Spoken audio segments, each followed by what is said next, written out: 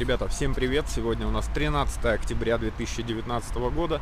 Я нахожусь в городе Домодедово, микрорайон Авиационный. И сегодня утром иду, сейчас время 9 часов, а я уже пошел по магазинам. Мне в пятницу выдали зарплату, и я хочу сейчас чего-нибудь прикупить, а заодно попутно протестировать, как долго и насколько хватит батареек компании Dexp, которые я вчера приобрел. 2 штуки просто за 199 рублей. Мне очень интересно, как они будут работать, насколько их хватит. Привет!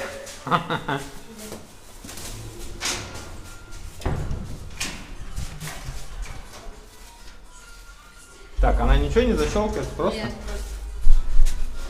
Малая! Ну ты малая, конечно.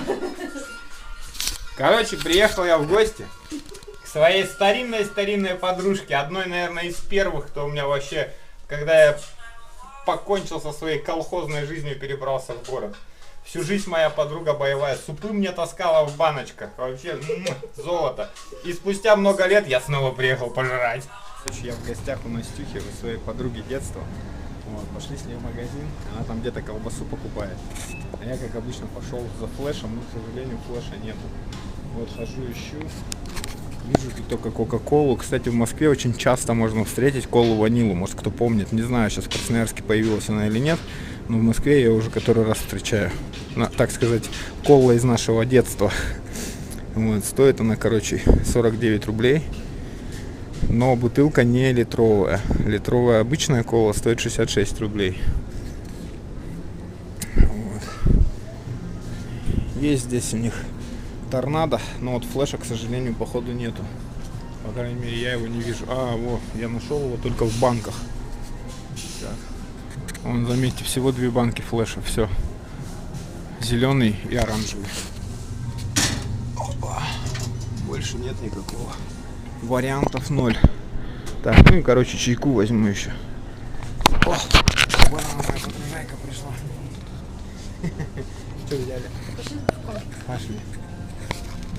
Да, пацаны, мы сегодня будем бухать. Прощай, спортивная жизнь. Буду становиться алкоголиком. Как я вам в новых шмотках на фоне алкоголя. Новые шмотки, новая жизнь. Да, новые шмотки, новая жизнь. Воротник как у сутенера. Сейчас пиво наберу и пойду девок сдавать. Нагулялись, сходили в магазин, прикупили маленько продуктов. И сейчас идем домой ждать еще одного нашего друга детства, Саню Дизеля.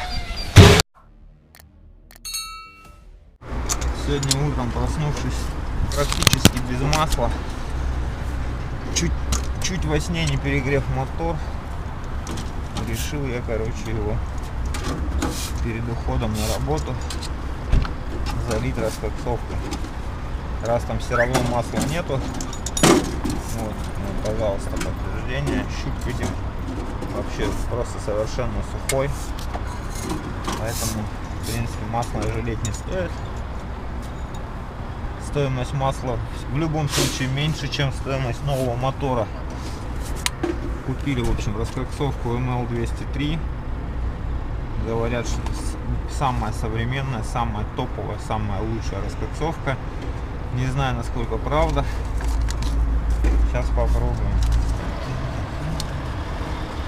Чтобы не было проблем. Опа. И теперь дальше. Отключили это. Вытащили свечки. Поршни надо выставить в положение близкое к среднему. Но, к сожалению, у меня, наверное, это не получится.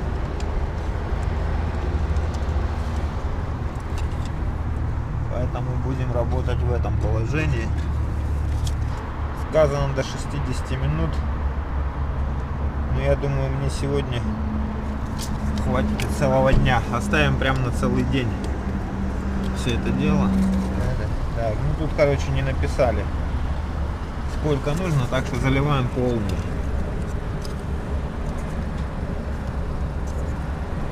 Именно второй, потому что первый, третий, четвертый у нас нормальный.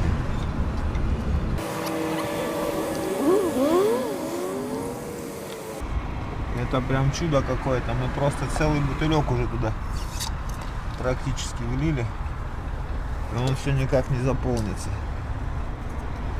800 рублей стоит вот этот бутылек. Вот просто 1000 сейчас заливаю.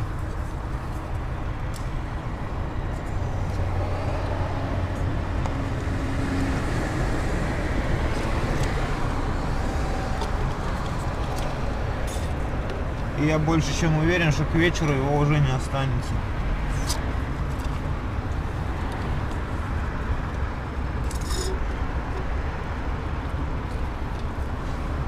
Он просто утекает. Там просто дырка.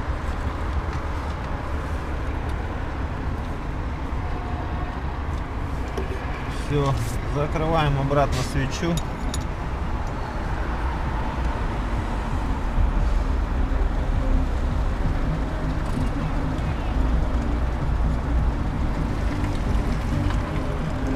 Все, закрутили обратно свечечку.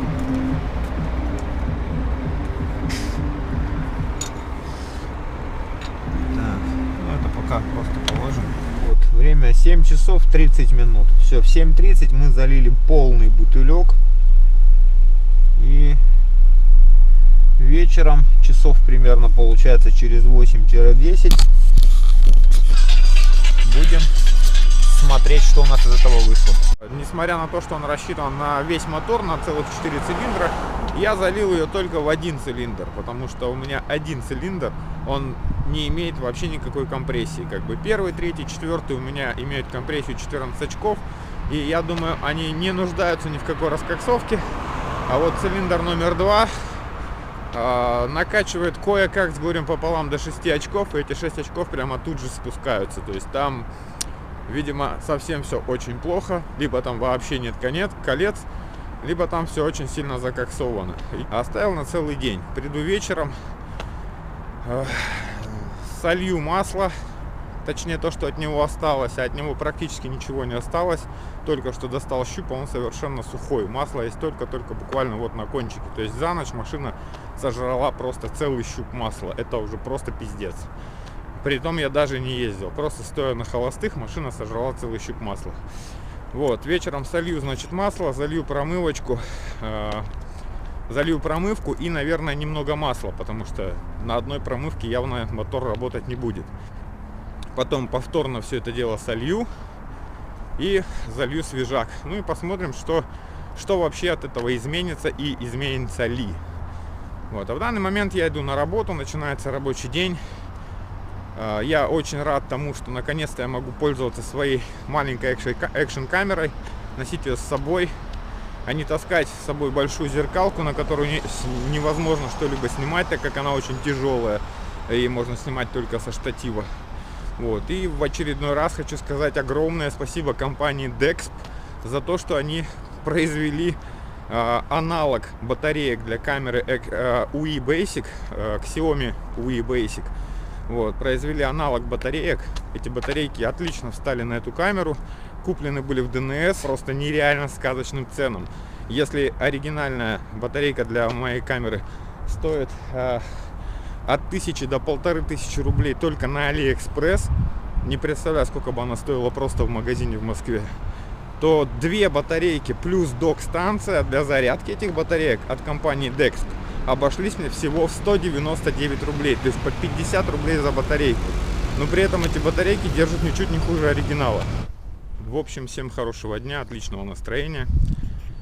Вот, и будем надеяться, что вечером раскоксовка поможет. Но у меня также есть подозрение, что раз ее требуется оставлять всего лишь на 30 минут и только при очень сильных загрязнениях оставлять на 60 минут, я боюсь, что оставление на 10 часов может просто вывести из строя что-нибудь в моторе, то есть там, не знаю, сожрать какой-нибудь сальник, прокладку или что-нибудь. Вот. Но это как бы не точно, это всего лишь мои теории и подозрения, поэтому пишите в комментариях, пока еще часы только начали отсчитываться, то есть есть шанс, что я могу в принципе сбегать в обед и быстро все поменять. Поэтому пишите в комментариях, как вы думаете, может ли навредить нахождение вот этой раскоксовки внутри самого двигателя, не в цилиндре, а в двигателе, потому что я больше чем уверен, что через час-полтора раскоксовка уже пропитается, пройдет мимо колес в сам картер двигателя, окажется там внутри, Вот, и, возможно, будет чем-то ему вредить. Здравствуйте. Спасибо вам за все. Да, ставьте лайки там. Пишите комментарии там, да. Что было неправильно, что было правильно.